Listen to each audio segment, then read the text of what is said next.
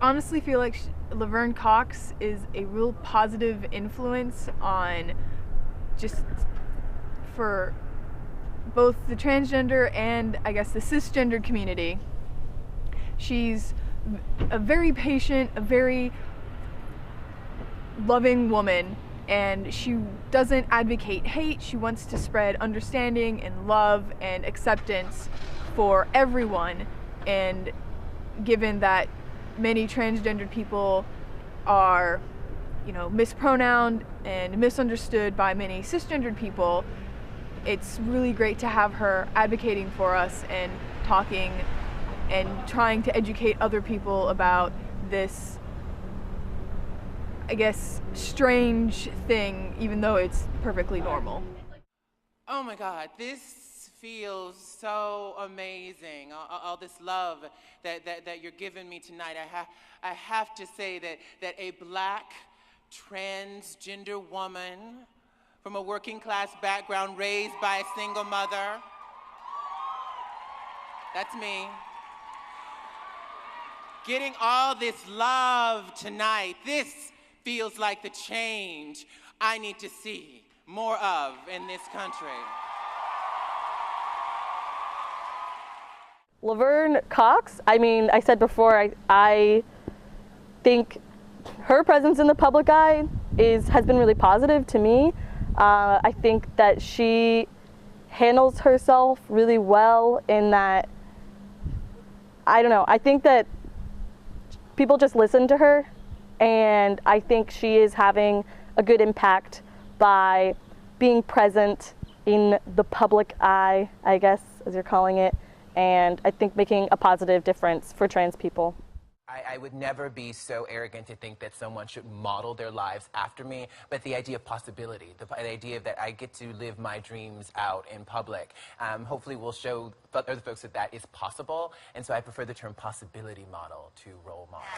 I'm curious because, I think all of us want to be educated, and Carmen was sort of recoil a little bit when I asked her about her transition, and she said that people who are not educated about this or familiar with sort of transgenders, they're preoccupied with the genitalia question. And I'm wondering if you think that's true, and if you have the same feelings about that Carmen does. I do. I was very proud of you for saying that. And I do feel like there's a preoccupation with that, and I think that the preoccupation with transition and with surgery objectifies trans people, and then we don't get to really deal with the real lived experiences. The reality of trans people's lives is that so often we're targets of violence. We experience discrimination disproportionately to the rest of the community. Our unemployment rate is twice the national average. If you're a trans person of color, it's 4 times the national average. The homicide rate in the LGBT community is highest amongst trans women. And when we focus on transition, we don't actually get to talk about those things. There's a young woman named Ilan Nettles who on August 17th was just walking down the street with some friends, minding her own business, and she was catcalled by a couple of guys. And one of them, once they realized she was trans, she was beaten into a coma, and 5 days later she died. This is the reality of so many trans people's lives in this country, trans women of color whose lives are in danger simply for being who they are. And we're looking for justice for Ilan's murder, and we're looking for justice for so many trans people across this country. And by focusing on bodies, we don't focus on the lived realities of that oppression and that discrimination.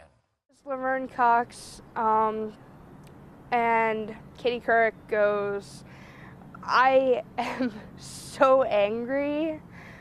Like, don't ask about genitals, just don't do it. I don't ask my friends about their genitals, they shouldn't ask me about mine. I wouldn't ask Tom Hanks about his genitals, so why would I ask Laverne Cox? And I think she handled that situation beautifully, so.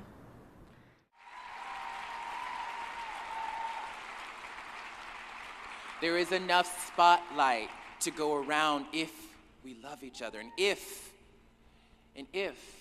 we remain teachable. I think the biggest thing about the Katie Couric moment is that she did a follow-up on that Friday, saying that moment was a teachable moment for her. And Many of us have watched, for my entire life, I've watched television and watched folks interview trans people and ask all these invasive questions. I've been asked these questions on television before, but never before have I seen in mainstream media a discussion about what is appropriate and not appropriate to ask trans people. I think that trans people who are celebrities are under a lot more scrutiny than cisgender celebrities because they are representing a minority.